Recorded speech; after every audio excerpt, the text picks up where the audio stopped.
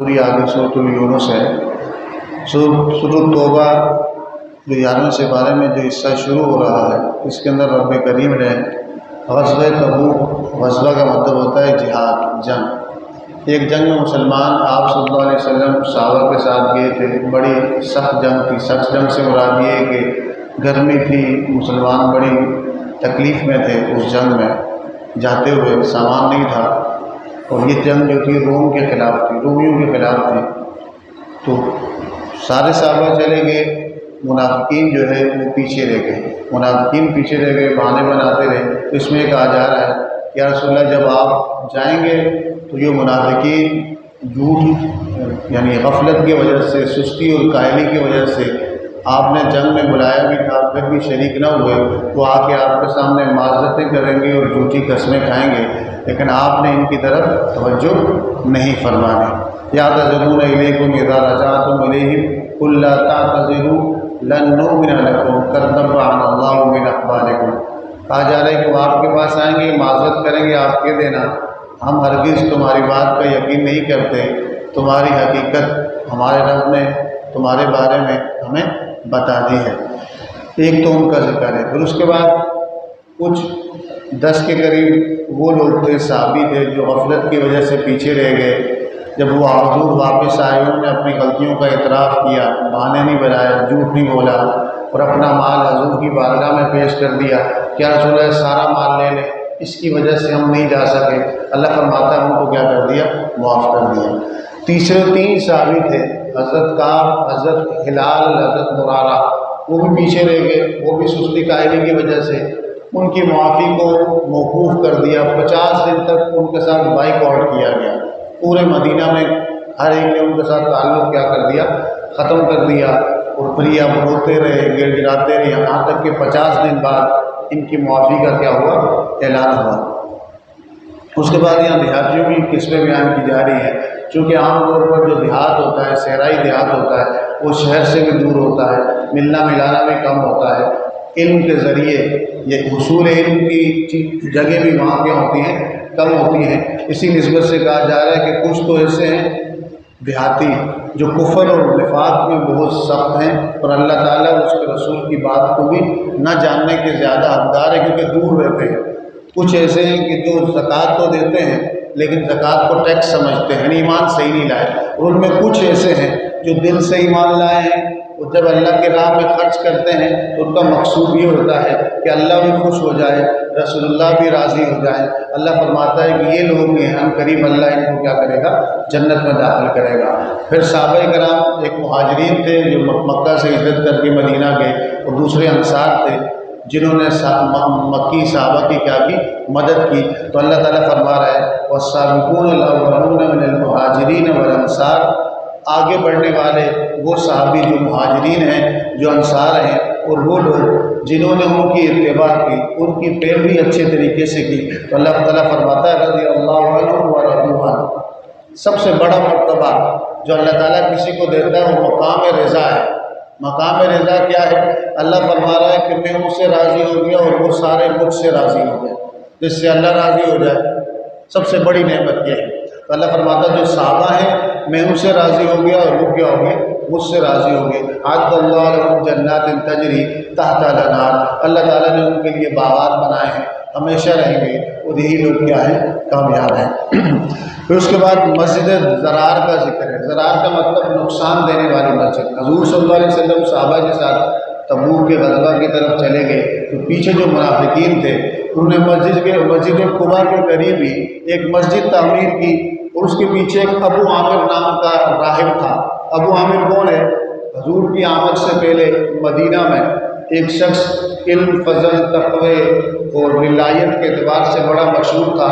مدینہ والے خزرج قبیلے کا تھا، مدینہ کے لوگ اس سے بڑے متاثر تھے۔ ابو عامر نام تھا اس کا، اور وہ سمجھتے تھے کہ ممکن ہے کہ آخری نبی جس کی پیشن گوئی ہوئی ہے وہ یہی نہ ہو۔ تو لیکن بعد میں پھر اس نے عیسائیت قبول کر دی، وہ راہب ہو گیا، صوفی بن گیا۔ مدینے کے لوگ اس کے عقیدت مند تھے، علمی اعتبار سے، تقوی کے اعتبار سے، روحانیت کے اعتبار سے اپنا بڑا سمجھتے تھے۔ لیکن جیسے ہی رسول اللہ صلی اللہ علیہ وسلم ہجرت کر کے مدینہ آئے، حق قبول کرنے کے بجائے، آپ صلی اللہ علیہ وسلم پر ایمان لانے کے بجائے آپ صلی اللہ علیہ وسلم سے حسد کرنا شروع کر دی۔ یہاں تک کہ ایک دن حضور صلی اللہ علیہ وسلم کے پاس وہ آیا، آپ صلی اللہ علیہ وسلم نے جب اس کو دعوت دی اسلام کی تو اس نے کہا کہ آپ جو دین بیان کر رہے ہیں اس میں آپ نے اپنی طرف سے ایڈیشن کیا ہے، اپنی طرف سے اضافہ کیا ہے۔ حضور نے فرمایا کہ اضافہ نہیں ہے، میں اللہ کا رسول ہوں۔ تو وہ جلال میں آ گیا، ایک خود ساختہ جلال نبی کے سامنے، کہا کہ اگر ہم میں سے جو جھوٹا ہوگا، ہم میں سے جو جھوٹا ہوگا اللہ تعالیٰ اس کو اس شہر سے نکال دے گا، ملک بدر کر دے گا۔ حضور نے فرمایا کہ آمین، میں بھی یہ دعا کرتا ہوں، تم یہ دعا کر۔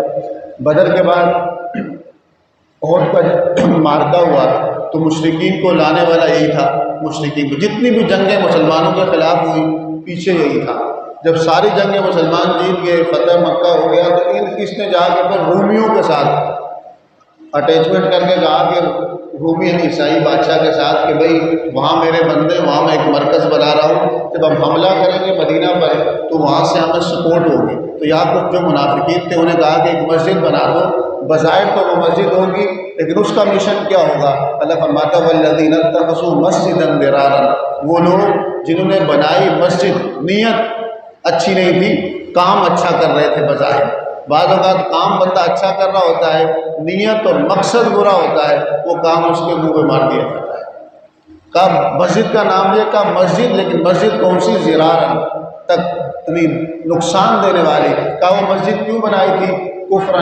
کفر پھیلانے کے لیے، اور تفریق بین المومنین، مسلمانوں کے درمیان تفریق ڈالنے کے لیے، وَإِرْصَادًا لِمَنْ حَارَبَ اللَّهَ وَرَسُولَهُ، اللہ اور اس کے رسول کے دشمنوں کی پناہ گاہ، ان کے لیے ایک جائے پناہ یا مورچہ بنانے کے لیے یہ مسجد بنائی گئی تھی۔ تو اللہ فرماتا ہے، پھر حضور فرماتے ہیں، اللہ فرماتا ہے کہ آپ کے پاس آئیں گے اور قسم کھائیں گے، کیا کریں گے؟ وَلَيَحْلِفَنَّ، اور ضرور قسم کھائیں گے، إِنْ أَرَدْنَا إِلَّا الْحُسْنَى، یہ مسجد ہم نے اسی لیے بنائی ہے کہ وہ مسجد ہمیں دور پڑتی ہے، یہاں ہمیں قریب پڑتی ہے، بعض اوقات بارش ہو جاتی ہے، اندھیرا ہو جاتا ہے، ہم آ نہیں سکتے، تو یہ بھی جھوٹی قسم۔ نفاق جو دل کا نفاق کا مطلب کیا ہے؟ عام طور پر ہم ایک دوسرے کو کوئی شخص ہمارے رائے دے منافق کہہ دیتا ہے تو اس سے مراد یہ والے منافق نہیں ہوتے، اس سے مراد عمل کے اعتبار سے منافق ہوتے ہیں۔ دل کا منافق کو حضور کے دور میں ہی ہے۔ آپ صلی اللہ علیہ وسلم کی وفات کے بعد، دنیا سے پردہ کر جانے کے بعد، دل کا منافق کون ہے یہ اللہ جانے اور بندہ جانے۔ اب انسان کے ظاہر پر حکم لگتا ہے، ظاہر پر وہ جس پہ عمل کر رہا ہے، نماز پڑھ رہا ہے، کلمہ پڑھ رہا ہے، اللہ کا نام لے رہا ہے، تو ہم اس کو مسلمان کہیں گے، ہم اس کو عقیدے کا منافق نہیں کہہ سکتے۔ عملی نفاق کی آپ صلی اللہ علیہ وسلم نے نشانیاں بیان کی ہیں کہ بھئی تم منافقوں کی طرح عمل نہ کرو۔ منافقوں کا عمل کیا ہے؟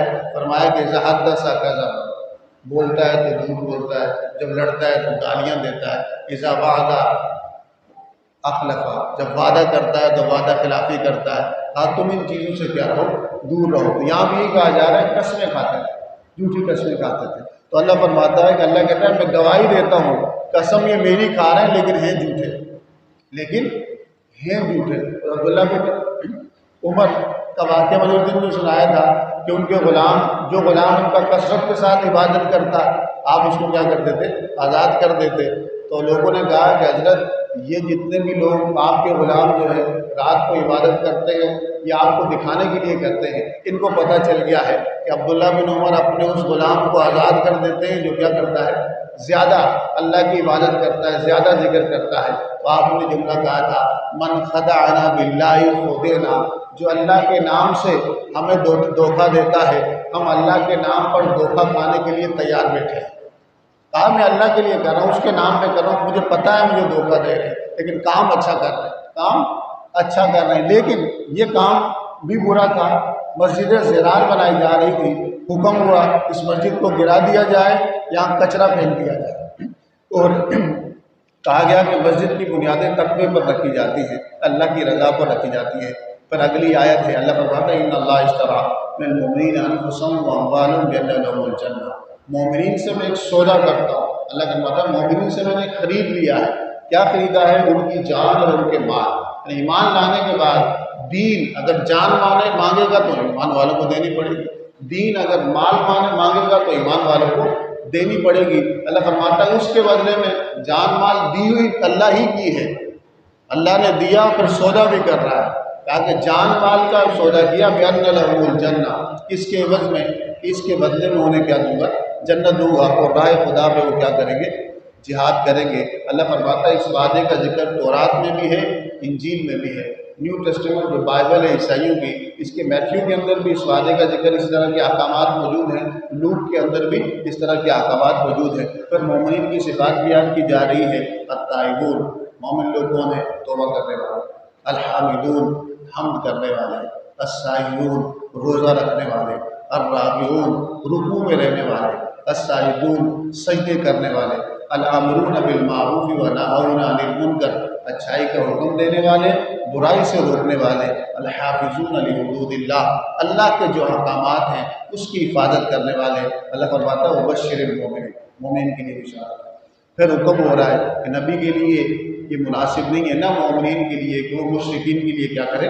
استغفار کریں۔ اور جہاں تک ابراہیم کا تعلق ہے، جنہوں نے اپنے اب کے لیے استغفار کیا تھا، ایک وعدہ تھا پورا ہو گیا۔ جو بندہ شرک میں مرے تو اس کے لیے دعا نہیں ہوتی۔ دعا کس کے لیے ہوتی ہے؟ ایمان کے لیے، ایمان والے کے لیے ہوتی ہے۔ جو کافر کفر میں مرے اس کے لیے دعا نہیں ہوتی۔ آپ کوئی غیر مسلم اگر مر جائے اس کی تعزیت میں دعائیہ جملہ نہیں ہوگا، تسلی کے جملے ہوں گے۔ صبر ہو آپ کو، خیر ہو آپ کے ساتھ۔ جو مر گیا اس کے لیے دعا نہیں ہو سکتی جو کفر اور شرک پر مرا ہو، کیونکہ دعائے مغفرت کس کے لیے ہوتی ہے؟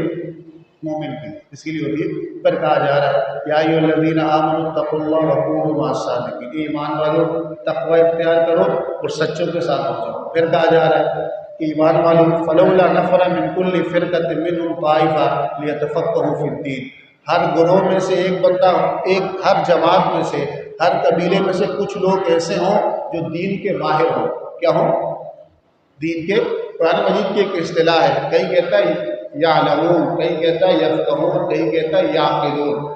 تینوں کا مطلب جاننا ہوتا ہے۔ یعلمون کا جب لغوی طور پر یہ لفظ استعمال ہو تو یعلمون کا مطلب ہوگا جاننے والا، کیا کرنے والا، اور یفقہون کا مطلب ہوگا جان کر سمجھنے والا، اور یعقلون کا مطلب ہوگا جاننے والا، سمجھنے والا بھی اور اس پر عمل کرنے والا بھی۔ تو یہ تفقہ کا مطلب یہ ہے کہ دین کا ماہر ہو، دین کی بات کو سمجھنے والا ہو۔ محض ایک جملہ لیا، ایک وہاں سے لیا، اس کتاب سے ایک بات لی اور جا کے بحث شروع کر دی، اس نہ دلیل کا پتہ، نہ دلیل بیان کرنے کے طریقے کا پتہ، نہ ماخذ کا پتہ، نہ مراجع کا پتہ۔ اس لیے حضور نے فرمایا کہ من یرید اللہ بہ خیرا یفقہہ فی الدین، اللہ تعالیٰ جب کسی بندے سے اگر خیر کا ارادہ کر لے، اگر اللہ تعالیٰ چاہے، جب اللہ تعالیٰ چاہتا ہے کہ میں کسی بندے پر اپنی نعمت، خاص نعمت کا نزول کروں، تو کہا کہ اللہ تعالیٰ اس کو دین کی سمجھ عطا کر دیتا ہے۔ تو کہا کہ ہر قوم میں کچھ لوگ ایسے ہونے چاہیے کہ فرض کفایہ ہے جو دین کے ماہر ہوں، تاکہ دین کو سمجھنے کے بعد اپنی قوم کو جائیں اور دین کے مسئلے ان کو بتائیں۔ اس کے بعد سورۃ توبہ ختم ہو رہی ہے، جس میں ذکر آخری آیات لقد جاءکم رسول من انفسکم، رسول اللہ صلی اللہ علیہ وسلم کی ایک خاص شان کا بیان ہو رہا ہے۔ امت کے ساتھ آپ کی جو شفقت ہے، محبت ہے، اس کا بیان ہو رہا ہے۔ ہمارے ساتھ رسول اللہ صلی اللہ علیہ وسلم کی جو محبت ہے، تو اللہ فرماتا ہے کہ تم سب کے پاس ایک رسول آئے ہیں، عزیز علیہ ما عنتم، جب تمہیں تکلیف ہوتی ہے، دکھ انہیں ہوتا ہے، ان پر بڑا گرا گزرتا ہے جب تمہیں مشقت ہوتی ہے۔ حریص علیہم، سب سے زیادہ تمہاری بھلائی کے خواہشمند وہی ہیں تم سے زیادہ، اور بالمؤمنین رؤوف الرحیم، اور مومنین پر کیا ہیں؟ وہ مہربان ہیں، رحم کرنے والے ہیں۔ بن تولوا فقل حسبی اللہ لا الہ الا هو علیہ توکلت وهو رب العرش العظیم، اگر وہ بات نہیں مانتے آپ کہہ دیں میرے لیے اللہ کافی ہے، اس کے سوا کوئی معبود نہیں، میں اس پہ ہی اعتماد کرتا ہوں، وہ عرش عظیم کا رب ہے۔ اس کے بعد سورۃ یونس شروع ہو رہی ہے۔ سورۃ یونس یہ نبی ہیں، ان کے نام سے سورۃ ان کا جو تذکرہ آیا ہے۔ قرآن مجید میں ان کا دو جگہ پہ نام کے ساتھ ان کا تذکرہ ہے، کچھ جگہ پہ ان کی القابات کے ساتھ کہ مچھلی والا، مچھلی کے پیٹ پہ رہے تھے یہ۔ تو ان کی قوم جو تھی، یہ صرف یونس علیہ السلام کی قوم یہ ہے کہ عذاب سرکشی میں بہت زیادہ آگے بڑھ کے عذاب آنے والا تھا۔ یونس علیہ السلام چھوڑ کے چلے گئے، نبی چھوڑ کے چلے گئے، لیکن جب انہیں پتہ چلا عذاب آنے والا ہے، پوری قوم بچے میدان میں نکل کے توبہ استغفار کرنے لگ گئے، رونے لگ گئے، آتا عذاب کیا ہو گیا، ٹل گیا۔ اور یونس علیہ السلام جلدی میں چلے گئے تھے، تو کشتی، جس کشتی میں جا رہے تھے وہ کشتی طوفان آیا، اس سے چھلانگ لگی، مچھلی کے اندر چلے، مچھلی نے ان کو نگل لیا، مچھلی کے پیٹ میں ہی رہے، پھر انہیں وہاں یہ دعا مانگی تھی لا الہ الا انت سبحانک انی کنت من الظالمین، مچھلی نے آ کے ان کو نگل لیا۔ یہ پورا ان کا واقعہ ہے، اس میں توحید کا بیان ہے، ابتدا میں قرآن کی عظمت بیان کی جا رہی ہے کہ الف لام را تلک آیات الکتاب الحکیم، یہ حکمت والی کتابیں ہیں۔ ان لوگوں کو اس بات میں حیرت ہے کہ ان کی بستی سے ایک شخص کی طرف ہم نے وحی کی، مکہ کے سردار کہتے کہ مال بھی ہمارے پاس، اولاد بھی ہماری زیادہ، لکنت اولی بہا، اس رسالت کا ہم زیادہ حقدار تھے۔ تو رسالت کسی کے زیادہ مال کے ہونے کی وجہ سے، اولاد کے ہونے کی وجہ سے قرب نہیں ملتا اللہ کا، رسالت نہیں ملتی، نہ ولایت ملتی ہے۔ رسالت اللہ اس کو عطا کرتا ہے جس کو چاہتا ہے۔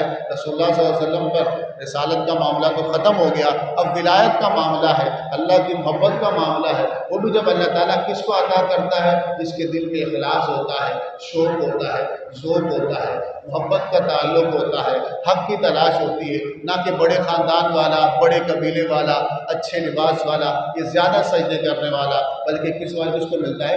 اخلاص والے کو ملتا ہے۔ پھر اس کے بعد اللہ تعالیٰ کی مختلف نشانیاں بیان کی جا رہی ہیں کہ سورج کی روشنی، چاند کی 28 منزلیں مقرر کی ہیں، زمین و آسمان کو تم دیکھتے ہو، دن و رات کا بدلنا، زمین کی پیدائش۔ پھر کہا جا رہا ہے کہ انسان کا معاملہ یہ ہے، اسے تکلیف پہنچتی ہے تو روتا ہے، پیٹتا ہے، تکلیف ہٹا دیتا ہوں، اللہ فرماتا ہے پھر مجھے بھول جاتا ہے۔ پھر کہا کہ جنت میں جب لوگ جائیں گے تو دعویٰ ان کا سلام کیا ہوگا؟ کیا کریں گے؟ سبحانک اللہم و تحیتہم السلام۔ جب ایک دوسرے سے جدا ہوں گے الحمدللہ رب العالمین بولیں گے۔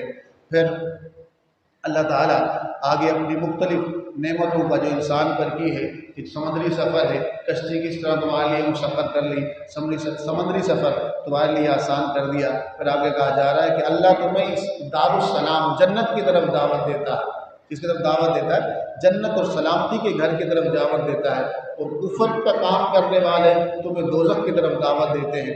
پھر اس کے بعد اللہ تعالیٰ اپنی مختلف نشانیوں کا ذکر کر رہا ہے جو اس کائنات میں بکھری پڑی ہیں، اس کائنات کے ارد گرد جو اللہ تعالیٰ پھر فرمایا جا رہا ہے کہ ما ھذا القرآن ان یفتری من دون اللہ، یہ قرآن کوئی گھڑا ہوا نہیں ہے، خود سے نہیں آ گیا، بلکہ پچھلی جتنی کتابیں ہیں ان کی تصدیق کرنے والا ہے، ان کی تفسیر کرنے والا ہے، اور اس میں کوئی شک نہیں۔ اگر تمہیں کوئی شک ہے کہ حضور محمد صلی اللہ علیہ وسلم نے یہ خود بنا دیا ہے، تم ایک صورت بنا کر لے آؤ، ابھی تک قرآن کا چیلنج ہے، کہا تم کبھی نہیں بنا سکتے۔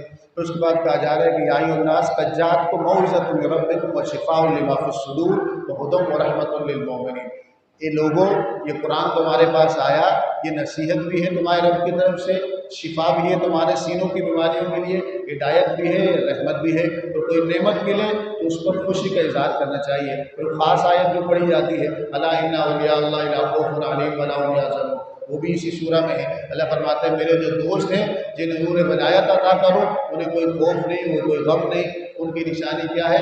وہ ایمان لاتے ہیں تو پوری زندگی تقوی کے ساتھ گزارتے ہیں، اچھی باکردار زندگی گزارتے ہیں، صاحب اخلاق ہوتے ہیں۔ پھر اللہ تعالیٰ اپنی نشانیاں بیان کرتا ہے۔ پھر نوح علیہ السلام کا تذکرہ کیا، ان کی قوم کا تذکرہ کیا۔ نوح علیہ السلام نے اپنی قوم کو صدیوں تک دعوت دی لیکن وہ ایمان نہیں لائے۔